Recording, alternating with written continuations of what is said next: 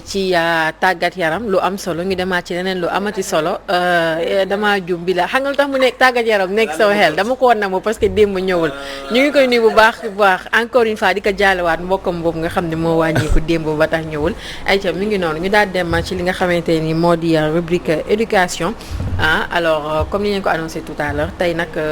sama doomu baay un Guèyeen moo nekk sur le plateau bi moo tax ma daal di kontaan Abdourahmane Guèye nekk secrétaire général UDEN ñu daal di koy nuyu bu baax a baax monsieur Guèye. waaw madame Guèye maa ngi lay fay. di la nuyu di nuyu ñi ma bokkal plateau bi. Bass Aïcha ak Semedo. d'accord fii moom c'est ma famille quoi. effectivement voilà. mi ngi noonu c'est un plaisir quoi. c'est un plaisir partagé aussi ay jàddewo yooyu itam ñu daal di lay bàyyi rek. waaw ñu dugg ci baccalauréat bi. waaw baccalauréat bi gis nañ ne bon résultat yi xaw na andi jeexi jaaxaa ci candidats yi. ñenn ñi dañoo recevoir ay SMS ñenn ñi ne admis nañ waaye nag si liste publication bi gis ñu seen bopp ministre bi def na maanaam sorti ne moom actuellement il est satisfait. si résultat yi mais nag lu ñu xool nag ak manquement yooyu moo tax tey ñu invité. ki nga xam ne mooy Abdourahmane Guèye nekk secrétaire général Union démocratique des enseignantes et enseignants du Sénégal te ñu gën ko xam si turu UDEN bokk nag si centrale syndicale bu ñu nee UNSAS mooy Union nationale des syndicats autonomes du Sénégal te nag moom UDEN en même temps bokk nag si G7 moo tax tey nañu dalal ko gën a mën a waxtaan ci mbirum nag examen bac yi parce que bref nag nga def benn récapitulatif bu ndaw boo xoolee bac 2020 bi am na lu toll ci 155 109 candidats répartis dans 568 jurys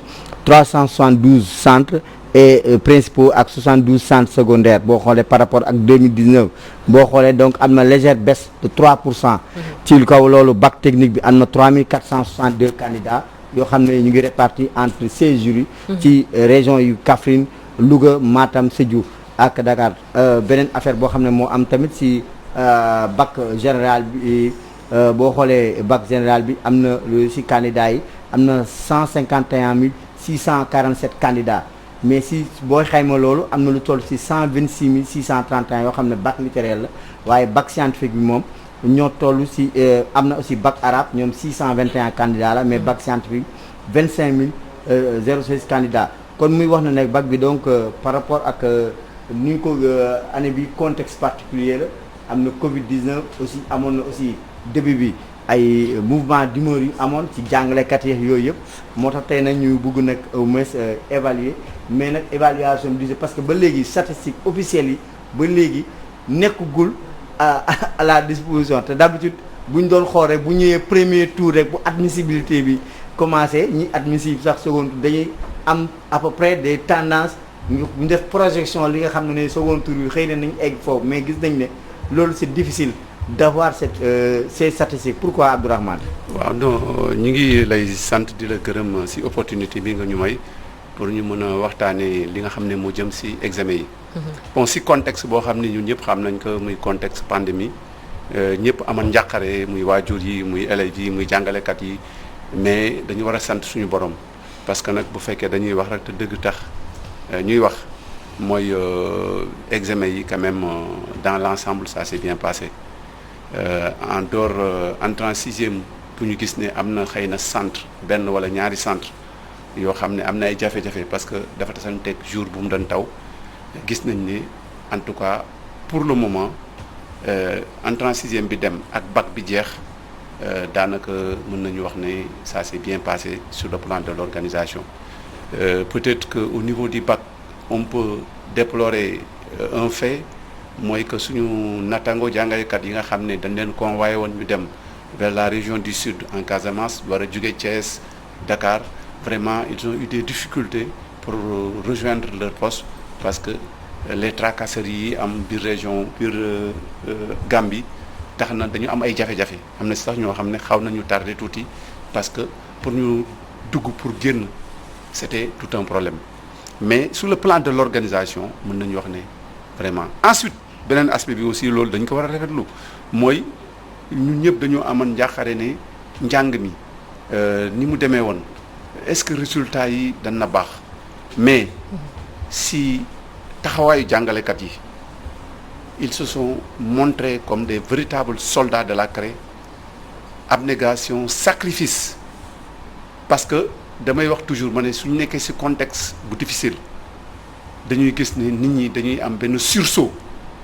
te sursaut boobu la ñu wane mooy au-delà même du fait que on a repris les cours ñu dem malgré que la maladie était là mais ils se sont arrangés en tout cas à aider leurs élèves si ay enseignements en ligne te loolu gis nañ ne aussi peut-être xëy na impacté na un peu sur résultats yi il est vrai aussi que mën nañu wax ne tey mais ñëpp accédé wuñu enseigner oui je suis en ligne ak télé yi parce que xam nañ am na ay zones yoo xam ne dans des zones rurales où les gens n'ont pas accès à la télévision amuñu internet. Je suis parfaitement d'accord que on doit faire une évaluation parce que en réalité l'égalité de chance dafa war a nekk maître mot ki nekk ci taax yi ak ki nekk ci néegu kër ñoo war a yem chance loolu la ñuy wax équité te gis nañ ne loolu xëy na manqué na ci enseignement en ligne bi mais dans tous les cas li ñu gis ñun parce que dama am sama doom yoo xam ne ñu ngi leen def examen mais dama gis ne même dañu créer ay groupe WhatsApp seen maîtres yi seen professeurs yi bon di leen prodiguer ay enseignements te loolu aussi je crois que li ko waral mooy contexte bi parce que il fut un moment daaw ñu ko def mais saa yu nit ñi amee njàqare rek xalaat yi day gën a bees taxawaay bi day gën a fës et ce qui est salutaire aussi et ça il faut le noter mooy que ne bon boo ko comparer ak les résultats bac ren ak bagu daaw on a fait un bond de plus de 7 points parce que daaw c'était à 37% aujourd'hui tey estimation yi ñu def ñu ngi ci 44% am na tax ñuy wax naan 50 il est vrai que on n'a pas encore les résultats définitifs mais même su fekkee dañu jël le minimum muy 44% gis nañ ne quand même am nañ benn bon bu ñu def. mais jaxasoo bi nga xam ne candidats yoo xam ne dañuy jot SMS. am nañ alors que nekkuñ ci liste publication bi. waaw xam nga en toute chose ni ma koy expliquer man damay wax en toute chose rek du ñàkk muy amay manquement xam nga bu ñu suivre par exemple li nga xam ne moom la médias yi relayé te ñi nga xam ne ñooy concerné yi ñu àddu seen kàddu dañu gis ne koo xam ne dañu waroon délibéré mu am ñoo xam ne dañu leen éliminer liste bi ak ñi nga xam ne dañu waroon dem deuxième tour moom bi muy taf mu par mégarde mu jël liste bi nga xam ne ñooñu la ñu ajourné mu taf ko à la place ñi nga xam ne ñoom la ñu ñoo waroon dem deuxième tour mais loolu ça peut arriver à n'importe qui peut-être que nit la quoi peut-être xëy na circonstance bi mu nekkan mais loolu ça note en rien que bi mu constaté que ne lii erreur la après daf ko dindi je crois que li ñu war a jàpp daal te man jàpp ko te man toujours loolu lay wax mooy école du fo njàng du fo buñ ko foyee nañu ko càmbar xool li nga xam ne moo koy jëmale kanam ñun ñëpp ñu nekk ci lépp loo xam ne da koy delloo ginnaaw ñu bàyyi ko. mais yaa ngi ne càmbar te amoon na assise l'éducation bu ñu paree ñu jël conclusion yi dugal ko ci tiroir yi en fait quoi. oui loolu d'accord noonu ci man wax naa leen ne état bi tey soo xoolee ni mu war a taxawee day des parce que te loolu daf may projeté wax ci fi ñu jëm déwén parce que malgré que on a fait un bond de 7 points mais dañu war a taxaw. xool lan moo ko waral. loolu bu dee loo xam ne jàpp nañ ne lii lu jëm kër la. lu baax la. ñu daal di koy intérioriser daal di koy boole ci suñu démarche. seet li nga xam ne baaxut ñu bàyyi ko ci ginnaaw mais li bon mooy ñuy def politique fu ñu toll. loolu mooy li bon. mais monsieur Guèye foofu sax bëggoon naa ñu taxaw fa ci bon de 7 points boobu ngeen jàpp ne moom ngeen def ci taux de réussite baccalauréat ren bi parce que aussi quoi qu'on puisse dire jur na ay coow yu bëri gis nañ yenn ci ay syndicalistes yu génn di wax que ni bagu ren bi dafa rax li nga xamante ne moo di ay njuuj njaaj parce que déjà taux d'admission bi ñoom mënuñu comprendre ni mu yëkkatikoo noonu te élèves yi perdre nañ des mois toog seeni kër jànguñu ñu ñëw def benn taux d'admission boo xamante ni dafa jéggi dayo am na ñu bëri ñu naan loxo état mi ngi ci biir am na élèves yoo xam ne seeni ay résultats mérité wuñu ko loolu lan nga ci wax. non xam nga nañu bàyyi affaire u caaxaan. bàyyi affaire yu ñàkk fayda yi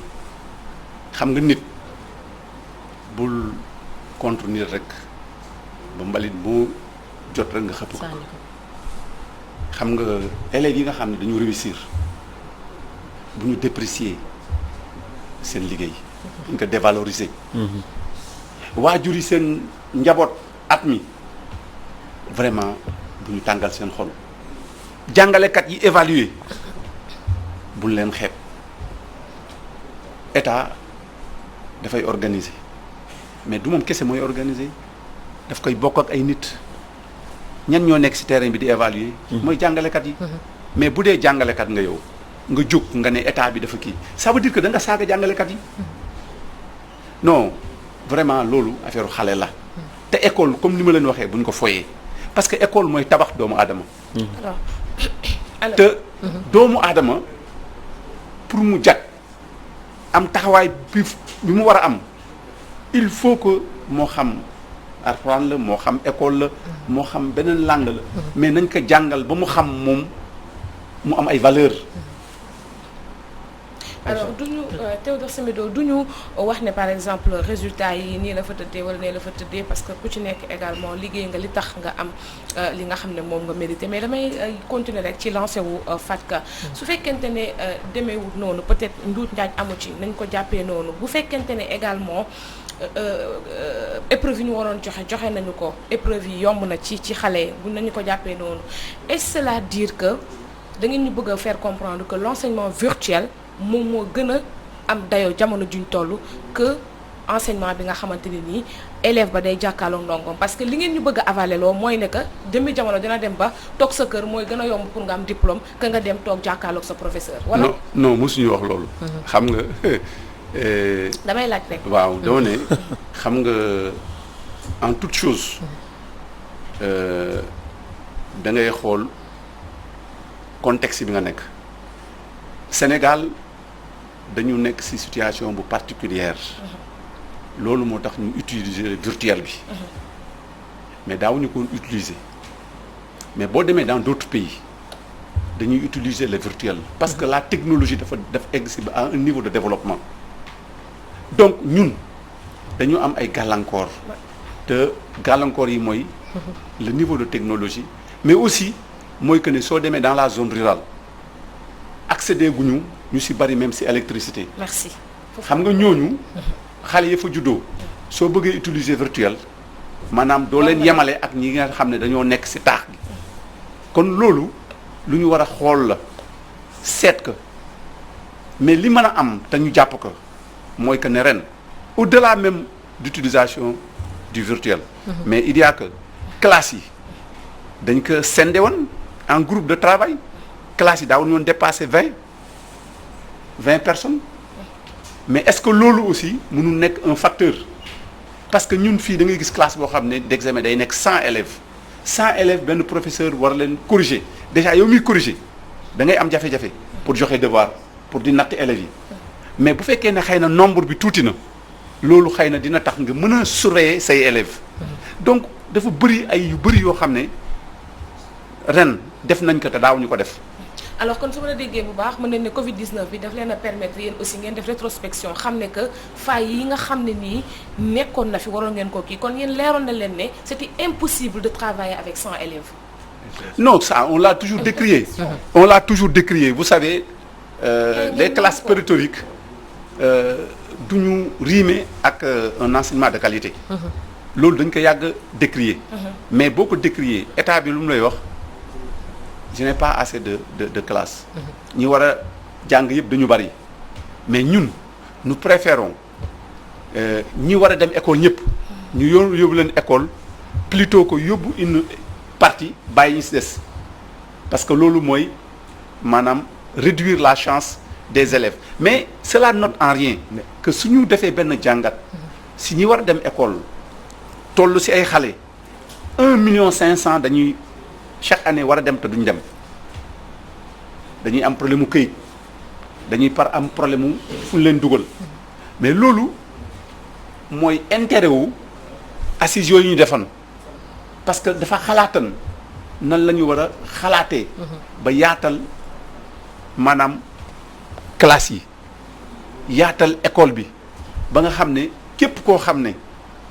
toll nga si dugg école rek nga war a mën a dugg école. maintenant bañ na dox yow léegi fu mu toll nii si ni nga nattee affaire yi avenir classe intermédiaire yi nga xam ne presque parewuñu seen programme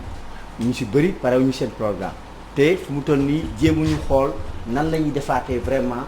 organiser genre lu mu koy waxee cours de vacances forcés rattrapage pour téye leen parce que nit ñi toog jànguñu bëri te gis nañ tamit ci école dem na ba transposer sax ci problème mu école privée bi coow am na ay gox yoo xam ne fu mu toll nii mbaaw am na ci benn école privée boo xam ne am na coow entre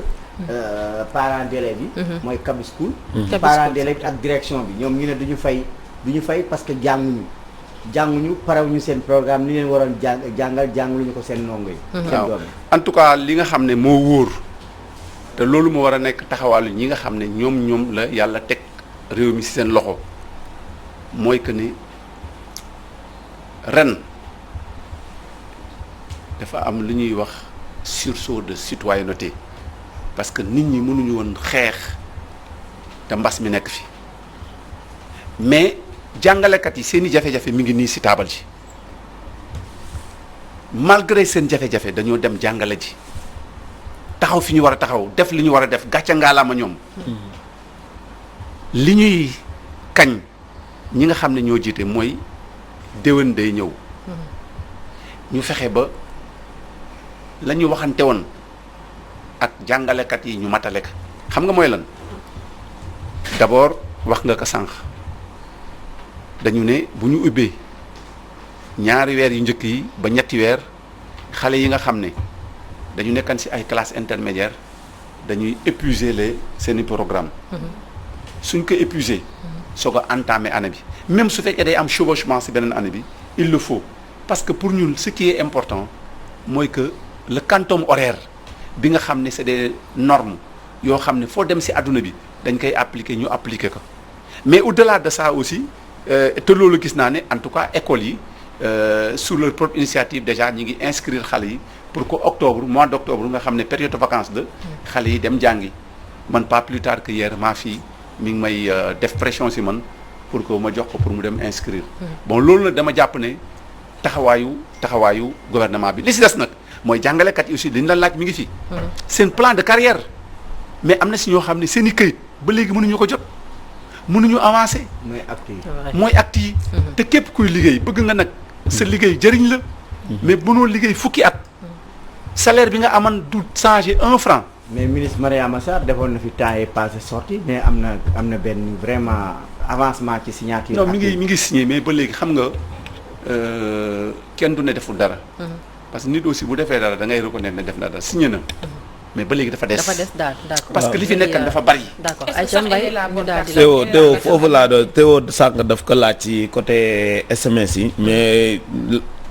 tontu bi dafa des may ma foofu rek ma ñëw ndax BFM bi mu ngi ñëw xale yi ñu ci bëri dañ doon xaar seeni résultats ci SMS yi di ñu jaajëfalaale ci sunu bopp ndax jaajëfal sunu confrères yi rajo communautaire yi ci dëkk bi yëpp ñu ngi leen di jaajëfal liggéey nañ ci liggéey bu am solo nit ñi dañu mujj taal xale yi dañu mujj dem uuf rajo yi di xaar résultats yi foofu est-ce que tey jafe-jafe boobu xale yi am ci SMS yi dinañ liggéey ba duñ ko am ci BFM bi daal en réalité loolu moom man mënu ma si tontu parce que man toogalu ma fi état bi mais li nga xam ne mën naa ko xam constater que mooy que loolu nga wax noonu ñun ak yéen ñoo ko constater ndoo ñoom ñoo jëlan ay engagement mais au finish on s'est rendu compte que ni engagement yi ñu jëlan matale wuñ ko mais dans tous les cas loolu du impacter si résultat bi si travail bi ça n'impacte pas, ça impacte sur l'organisation peut-être. Mais leneen li nga xam ne mën nañ ko jàpp. mooy ñoom defuñu loolu. mais on a vu comme ni nga ko waxee. ay patriotes. rajo communautaire yi. loolu nag dafay wane. l'utilité des mass médias. mass médias yi dañu am solo. te loolu nag moo tax état bi war leen a jàppale. war leen a taxawu. war leen a jox seen wàccuwaay. parce que yéen a ngi liggéey bu mucc ayib. d'accord en tout cas xale yi moom ñoom ñu si bëri ci comme ni ko may waxee ci rajo bi la ñu daal di jëlee seen i ay résultats ñu leen si félicité bu baax a baax ñi nga xamante ni jot nañ réussir ci bac bi souhaité waale bonne chance ñi nga xam ne ñu ngi nekk instant bi ni ci BFM bi alors Théo waxtu bi daal di nañu dàpp ñu ngi lay jaajëfal ñu remercier monsieur Guèye moom aussi. di la sant sa dernier mot gannaaw waaw mais di leen sant di leen gërëm. bon di kañ. jàngalekat yi di leen wax ne di ngeen am place boo xam ne c'est un place de choix parce que jàngale dafa am solo yeete dafa am solo loolu tamit ñun ñi nga xam ne ay syndicalistes lañu dama koy wax bis bu nekk syndicaliste warul tax rek loo peinture mu ñuul soo gisee lu baax ne lii lu baax la soo gisee lu bon nga ni lii lu bon la loolu mooy tax ki lay déglu di la bàyyi nopp mais bu dee lépp dafa ñuul bu yàggee booy wax kenn du la déglu parce que dañ naan diw li muy wax nii waaw loolu moo tax nañuy wax loo xam daf ñuy jëriñ d'accord xam nga taxaw di wax naan bac monsieur bi Guèye ñu ngi jéggalu parce que waxtu bi daf ñoo dab bu yàgg ñu ngi lay remercier bu baax a baax ci wuy si bi jox la rendez-vous xam naa prochainement rek ci yeneen i tam incha allah te yow aussi ñu ngi lay jaajëfal may wax tamit bonne chance à nos enfants, à nos frères qui font le BFM. ñu leen ñaanal vraiment mu am réussite bu baax. te ñu di lire bu baax seen sujet yi. surtout conseil boobu daal. maa leen koy wax te ñu bàyyi nag di utiliser. portable dañu leen c'est interdit. maa ngi koy fàttaliku. bu benn parent buy jël bu doomam di dem pour examen. ne vérifier saagam bu fekk ne dafa am portable mu récupérer ko. surtout ça waaw d'accord man sax bu nekk BFM nag xaw ma lu muy doyee portable la loolu tamit daal war dëgg ko wax donc Théo on te remercie jox la rendez-vous semaine prochaine incha allah léegi nag ñu daal di ñëw dem ci rubrique càmm gi.